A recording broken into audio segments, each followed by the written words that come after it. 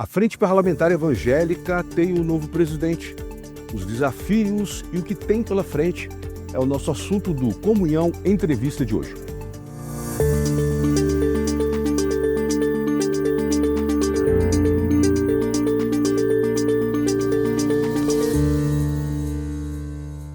A Frente Parlamentar Evangélica exerce um importante trabalho em Brasília que reflete no Brasil inteiro.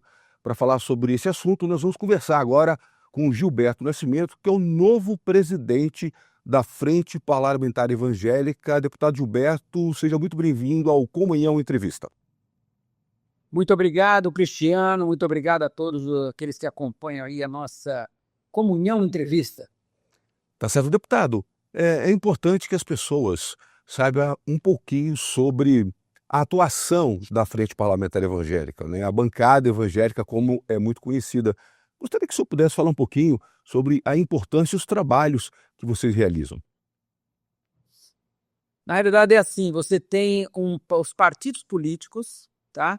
E você tem os partidos que têm as suas ideologias, partido de esquerda, partido de direita, partido de centro e assim por diante.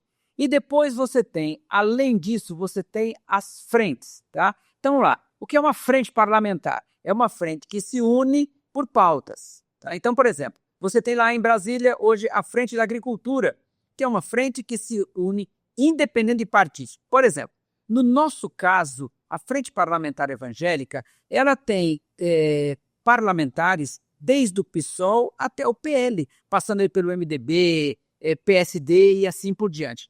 Então, a diferença entre uma frente parlamentar evangélica e um partido político é que o partido político ele tem aí as suas matérias programáticas. Tá? No caso da frente parlamentar, são pessoas dos vários partidos que se juntam muito mais numa pauta, neste caso, uma pauta ideológica. Então, essa é a diferença entre uma frente e um partido político. Sim, hoje na Frente Parlamentar Evangélica, por exemplo, nós temos 222 deputados e 24 senadores. Foram deputados que assinaram essa Frente Parlamentar Evangélica. Tá? Então, repito, dos mais variados partidos. Deputado, o senhor teve uma votação expressiva para ser o presidente da Frente Parlamentar Evangélica, aí pouco mais de 60%, e a gente viu que houve um racha que há muito tempo não tinha para se eleger o presidente, né? E você teve esse apoio do Malafaia, do Bolsonaro, como a gente pôde acompanhar. O senhor acredita que esse apoio e a sua vitória foi um recado para o governo? Porque o candidato que até então estava ali à frente, ele tinha uma proximidade muito grande com o governo Lula. Então, o senhor acredita que isso foi um recado também para a atual gestão, para o atual governo, a sua vitória? Na verdade é assim, né? Eu tive votos dos amigos que têm votos em Brasília. Tá? Então, tem vários amigos aí de muitos outros segmentos que entenderam que eu poderia ser um candidato, que o fato também de estar na Câmara há muito tempo, de estar na vida pública há 40 anos, ter sido sempre aquela pessoa que tem tido muito diálogo, muito relacionamento com todo mundo e tomar decisões sempre com muita tranquilidade, ouvindo todos os lados, porque já fui líder de partido, já fui da mesa diretora, já fiz tantas coisas, não é? Então, isso logicamente veio construindo uma imagem. Então, as pessoas queriam, neste momento, alguém que pudesse ser mais do diálogo, alguém que não é simplesmente, mas é mais A, mais B, mais do lado A, mais do lado... Não. Alguém que tivesse equilíbrio. E graças a Deus fui escolhido exatamente por esse equilíbrio, por essa tranquilidade. Não é isso nenhum recado ao governo, porque uma frente parlamentar, eu volto a dizer, ela não tem que ser radicalmente contra A nem contra B. Ela tem que defender princípios e ser propositiva. E é isso que nós queremos fazer da Frente Parlamentar Evangélica. Nós não queremos fazer da Frente Parlamentar Evangélica um fla-flu, de maneira nenhuma. Nós precisamos fazer uma coisa em que, volto a dizer, possa ser propositiva. E é isso que nós queremos fazer. Certo. O senhor estava falando algumas pautas, o senhor citou pautas aí. Algumas pautas estão... que a gente costuma chamar de pautas bombas, né? Alguns assuntos delicados estão para ser tratados pelo STF provavelmente esse ano, como a questão do aborto, algumas questões envolvendo questão da comunidade, da diversidade, da ideologia de gênero. Como é que a bancada pretende tratar esses assuntos? Com muita discussão e com muita tranquilidade. Nós entendemos que todas essas são pautas do legislativo. O legislativo é que precisa legislar sobre essas pautas.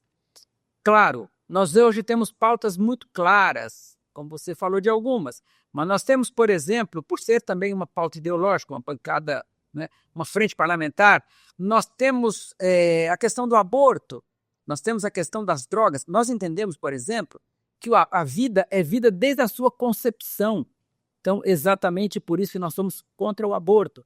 Nós somos contra, por exemplo, a legalização das drogas. Nós entendemos que as drogas hoje são um grande problema que está judiando muito da nossa sociedade, desarticulando as famílias, pondo em sofrimento os jovens, levando os jovens com muita expectativa de vida para o sistema penitenciário. Isso é muito ruim. Nós queremos fazer algumas propostas, por exemplo, em relação à situação econômica que o país vive. Nós não podemos ter um país com uma economia tão fragilizada, um país em que os bancos hoje, o sistema financeiro está ganhando muito e as pessoas ficando cada dia mais pobres. Aqueles que tomam qualquer dinheiro emprestado, o pequeno empresário, o grande empresário que vai buscar dinheiro no sistema financeiro, a tendência dele é de falência. A tendência de quem pega qualquer valor em um cartão de crédito é pagar 493% de juros no final do acumulado de 12 meses. Isso não pode continuar acontecendo. Isso só facilita a vida dos grandes banqueiros do país, daqueles que hoje são responsáveis, inclusive, pela nossa dívida interna. E por falar em dívida interna, veja uma coisa. O Brasil hoje paga bem mais do que 2,5 bilhões de juros todos os dias, ou seja, nós pagamos mais de 100 milhões de juros por hora da dívida interna, ou seja, o povo brasileiro está pagando esses juros.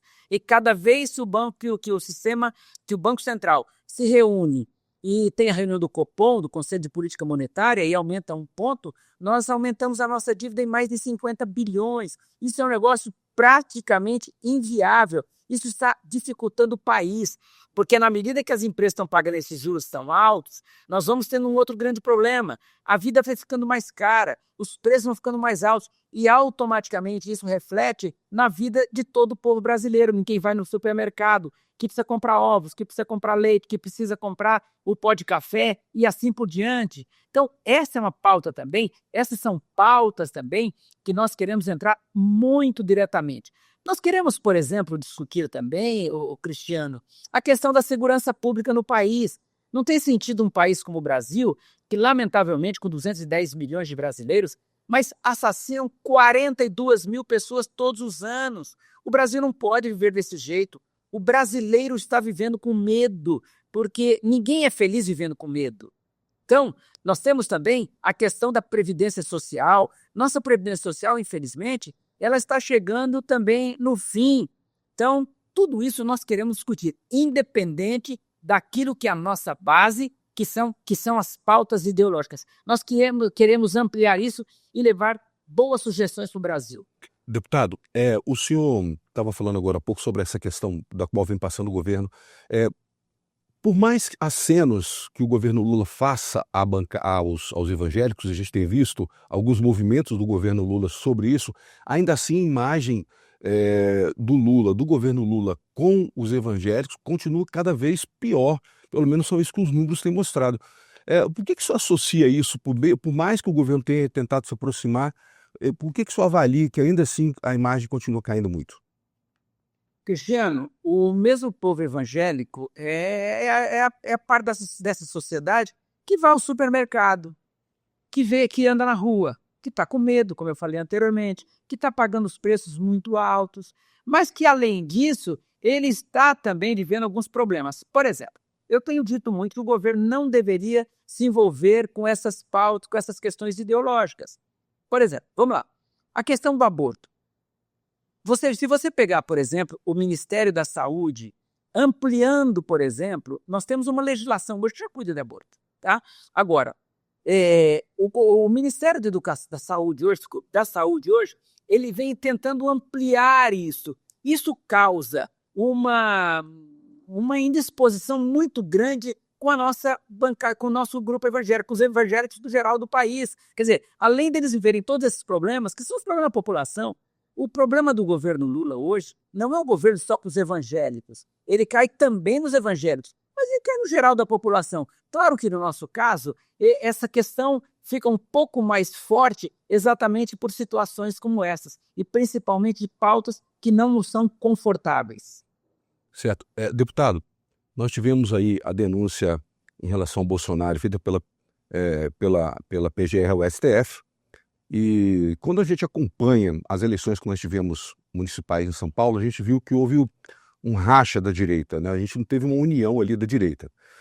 Após essa denúncia que ainda está se desdobrando ainda em relação ao Jair Bolsonaro, ex-presidente, eu gostaria de saber do senhor se a direita tem conversado, caso Bolsonaro não tenha condições de disputar as próximas eleições, que por enquanto, pelo menos por enquanto, está inelegível, a gente não sabe os desdobramentos, se a direita já tem conversado sobre um outro possível candidato para representá-los.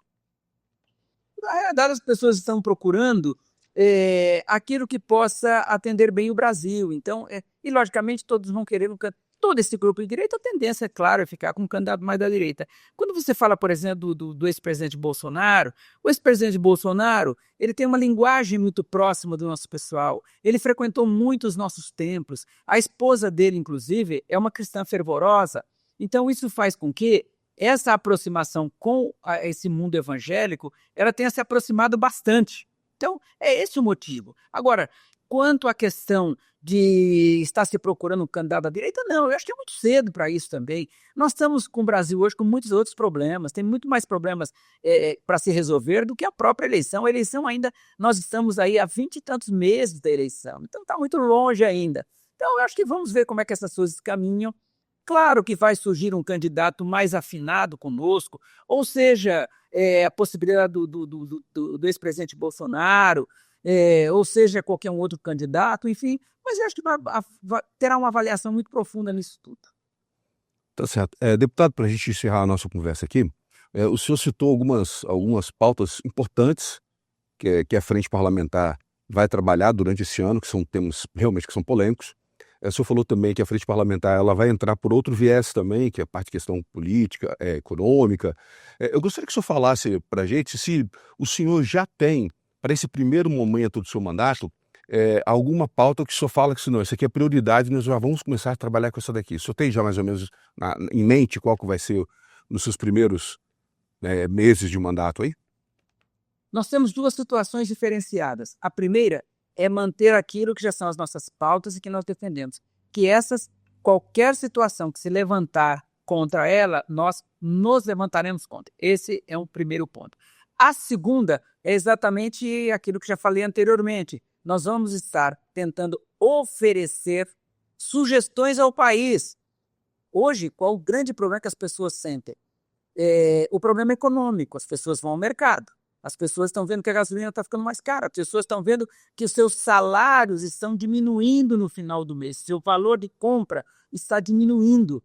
Então, essa é uma pauta, tá? Que nós vamos trabalhar com muita prioridade. A outra pauta que nós vamos trabalhar com muita prioridade também, e será uma segunda, mas com muita firmeza, muito próxima da primeira, que é exatamente a questão da segurança pública.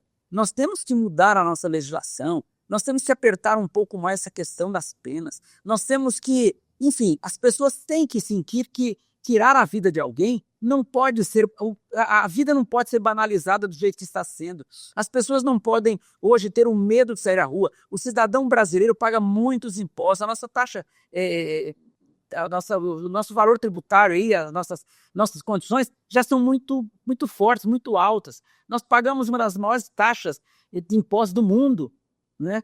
Nossa carga tributária é muito alta. Então, em função disso, nós temos que ter alguma coisa de volta e, no mínimo, a segurança pública nós precisamos sentir lá na rua. Quer do governo federal, quer dos governos estaduais, ou quer mesmo dos governos municipais. Todos têm que juntar-se nisso para proteger o nosso povo, que não é feliz porque vive com medo. E ninguém é feliz vivendo com medo. Mas para provar isso, o senhor vai ter que unir forças também com outros partidos, com outras frentes, não é? porque para aprovar vai precisar de apoio. Então, o senhor acredita, então, que não vê problema em fazer essas coligações com a esquerda ou com outros de centro-direita para poder aprovar esses projetos que vocês têm em mente, no caso? Essas pautas são pautas prioritárias. Isso não é a pauta da direita ou da esquerda, essa é a pauta do povo brasileiro. E nenhum partido vai se arvorar para ser contra uma pauta como essa, a pauta de segurança pública. Quem é contra a segurança pública? Todo mundo tem que ser a favor da segurança pública. Tá? Se tiver aí os minoritários que possam ser isso, a população vai cobrar deles. Né? Quem é contra, por exemplo, a questão de resolver o problema da Previdência? Quem é contra o problema da pauta econômica? Então, quanto a isso, são pautas que eu não tenho dificuldade em acreditar que elas possam tramitar bem no Congresso, e principalmente com um grupo tão representativo como esse, tanto de deputados como de senadores, que nós passamos bem de 200. Ok. Deputado, olha, quero te agradecer por participar aqui do Comunhão Entrevista, desejar sucesso, que Deus abençoe a sua gestão e tenha sempre aqui a portas abertas para quando quiser voltar e conversar conosco. Muito obrigado, eu que agradeço aí o pessoal da Comunhão, todos vocês aí que fazem esse grande trabalho e fazem também, acima de tudo, um trabalho que leva amor, leva vida, que é isso que o Brasil precisa. Nós precisamos um pouco mais de amor, as pessoas vão ter menos ódio, mais amor no coração, para que a gente possa ter uma sociedade mais justa, mais humana e que coloque o ser humano em primeiro lugar. Deus abençoe vocês e Deus abençoe o Brasil. Forte abraço. Muito obrigado, deputado. Nós conversamos com o deputado Gilberto Nascimento, que é o novo presidente da Frente Parlamentar Evangélica. Se você gostou dessa entrevista, faça aquilo que a gente sempre pede. Clica, curte, comente, compartilhe, para que outras pessoas também possam ser abençoadas por essa mensagem. Um abraço e até a próxima.